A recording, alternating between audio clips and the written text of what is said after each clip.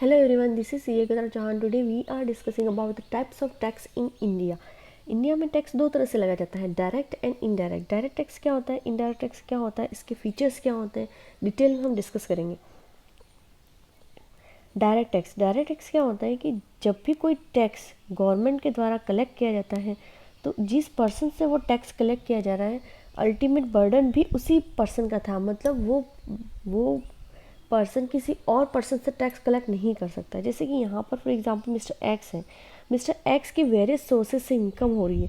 उस इनकम को पर टैक्स कंप्लीट करके वो किसको डायरेक्टली डिपॉजिट करेगा, गवर्नमेंट को. अब गवर्नमेंट क्या करेगी फर्दर, गवर्नमेंट मिस्टर एक्स से कलेक्ट किया, अब मिस्टर एक्स है वो किसी और पर्सन पे अपना बर्डन शिफ्ट नहीं कर सकते. तो यहाँ पर मेन डिफरेंस ये चीज़ हो गया.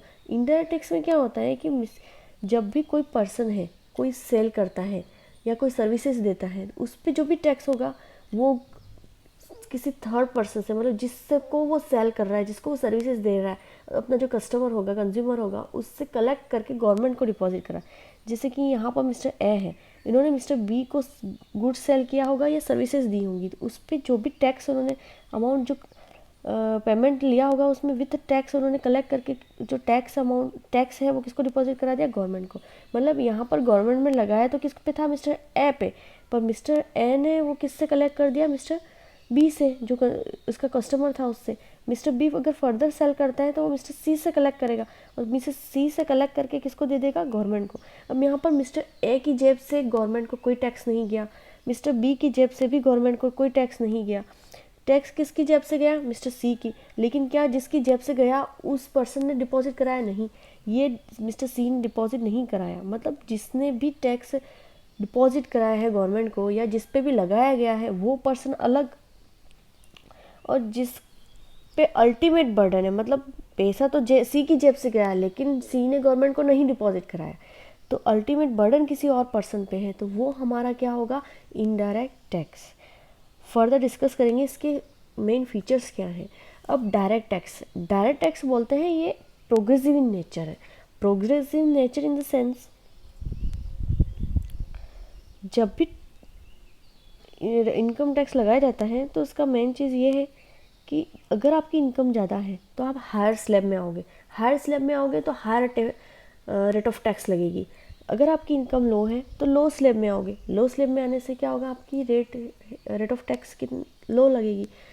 तो यहाँ पर इनकम डिस्पैरिटी को कम करता है, इसलिए प्रोग्रेसिव इन नेचर है. चाहे वो अमीर हो गरीब हो, अगर अमीर है तो उस पर ज़्यादा टैक्स लगेगा, कोई गरीब है तो उस पर कम टैक्स लगेगा. इसके बीच की जो खाई है उसको पाटने का काम करता है.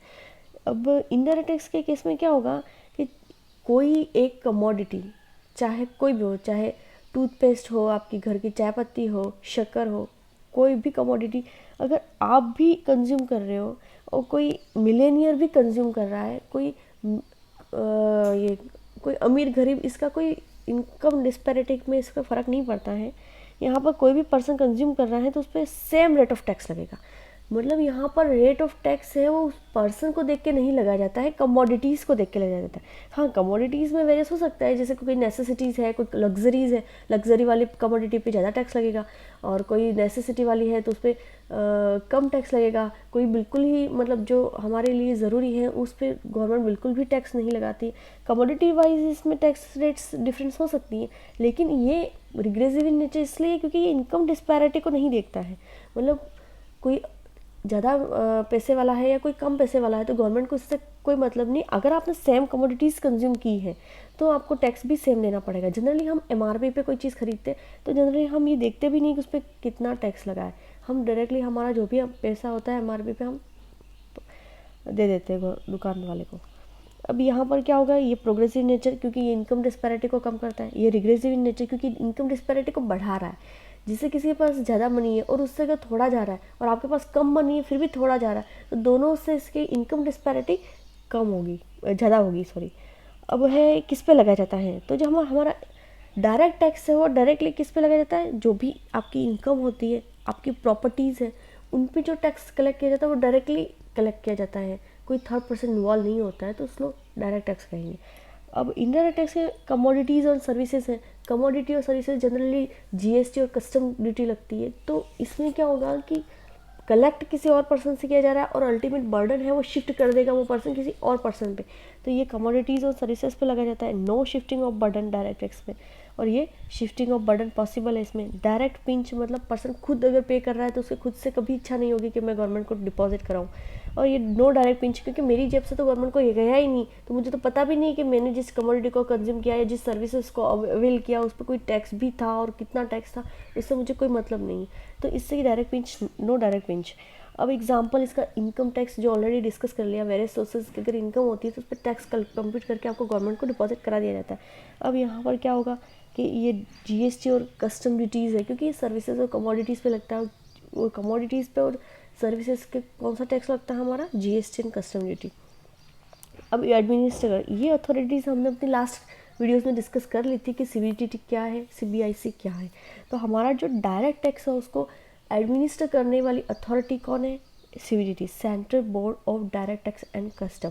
और सीबीआईसी हमारी अथॉरिटी है जो central board of indirect tax and customs, ये किसको एडमिनिस्टर करती है, हमारे इनडायरेक्ट टैक्स को।